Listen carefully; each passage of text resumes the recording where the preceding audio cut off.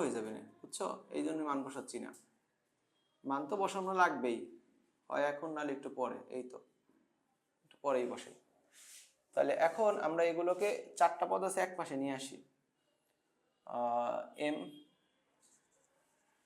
cos theta minus N cos, এমটা এক পাশে নিয়ে আসি, M cos phi minus N plus N cos phi cos theta.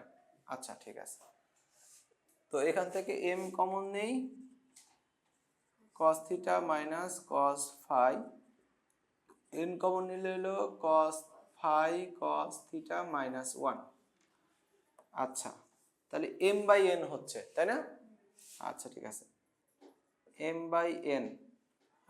আচ্ছা, এই পাশে cos theta minus cos phi, নিচে হচ্ছে cos phi cos theta minus one, N by M.